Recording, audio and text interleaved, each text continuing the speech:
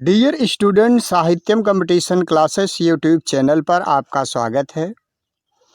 आज हम जानेंगे CU सेट 2022 का नया अपडेट आया है। आखिर CU सेट 2022 है क्या? CU CET 2022 का जो है CU CET 2022 का CU CET का फुल फॉर्म है central university common entrance test, केंद्रीय विश्वविद्यालय संयुक्त प्रवेश परीक्षा। इसके विषय में क्या नई जानकारी है आज के, आइए इसमें हम देखते हैं। इसमें यही बतलाते हैं कि सभी केंद्रीय विश्वविद्यालयों में इस बार CU सेट से होंगे दाखिले। शिक्षा मंत्रालय ने पूरी की तैयारी, अगले हफ्ते तक घोषित होंगी तारीखें। पिछले साल तैयारी न होने से सिर्फ 12 केंद्रीय विश्वविद्यालय हुए थे शामिल। केंद्रीय विश्वविद्यालयों में पढ़ने का सपना संजोए छात्रों को नए शैक्षणिक सत्र से बड़ी राहत मिलने वाली है। उन्हें केंद्रीय विश्वविद्यालयों में दाखिले के लिए अब भटकना नहीं पड़ेगा, न ही इसके लिए उन्हें अलग अलग आवेदन करने की ज़रूरत होगी, बल्कि एक आवेदन से ही विश्वविद्यालयों में दाखिला संभव होगा।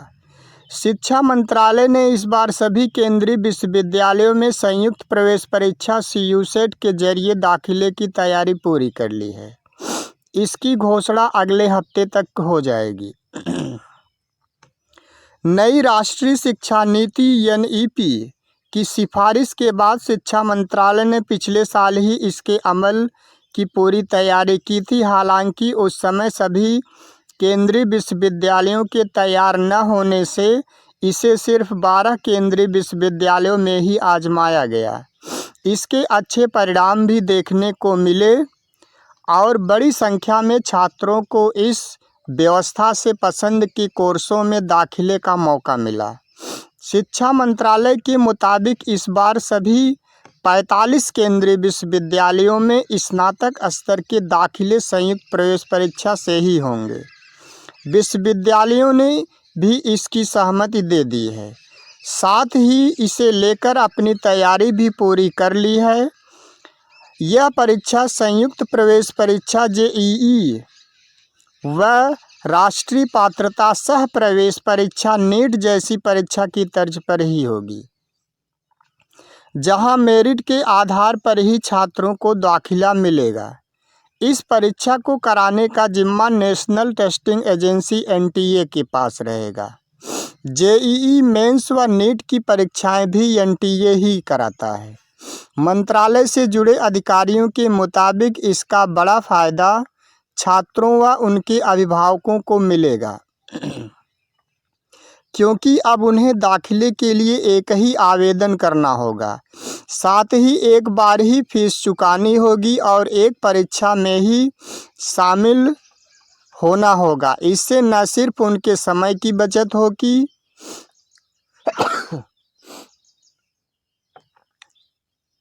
बल्कि साथ ही एक बार फीस जमा करना होगा और एक परीक्षा में ही शामिल होना होगा। इससे न सिर्फ उनके समय की बचत होगी, बल्कि उन पर पड़ने वाला वित्तीय बोझ भी कम होगा।